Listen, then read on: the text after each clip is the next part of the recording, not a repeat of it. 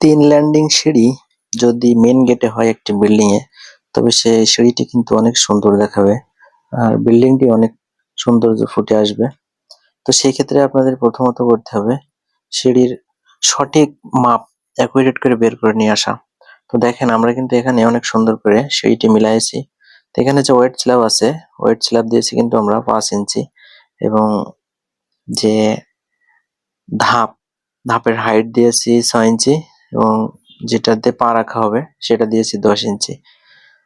তো যদি সঠিকভাবে সঠিক নিয়মে করা হয় তাহলে কিন্তু উপর থেকে নিচ পর্যন্ত কোথাও দুই রকম হবে না, একই রকম হবে। তো দেখেন আমাদের সিঁড়ির কাজের কোয়ালিটিটা কিন্তু অনেক সুন্দর।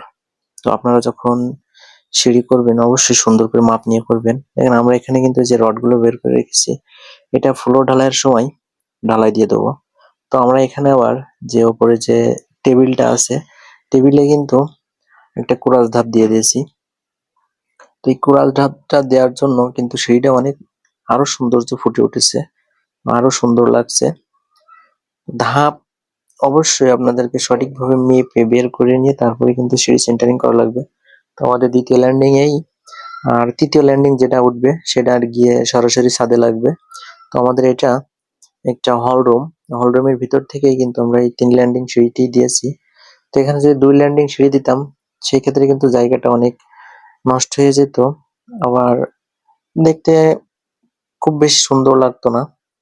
তো আমাদের এটা হলো একটা ডুপ্লেক্স বাড়ির, এখানে 4টা বেডরুম আছে, 3টা টয়লেট আছে, রান্নাঘর আছে, হল রুম, ডাইনিং রুম, অনেক এরিয়া, অনেক জায়গা নিয়ে আর কি বিল্ডিংটা করা। তো আমাদের কাজের কোয়ালিটিটা কেমন হয়েছে অবশ্যই কমেন্ট করে জানাবেন।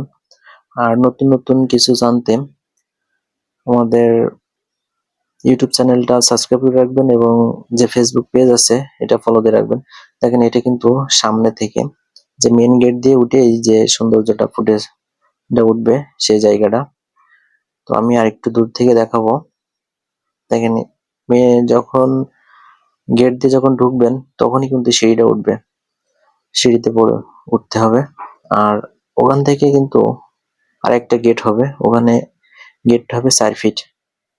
তো এখানে পরপর 2টা গেট আছে, একটা আছে মেন গেট, একটা আছে পকেট গেট, যেটা দিয়ে ভিতরে প্রবেশ করা হবে।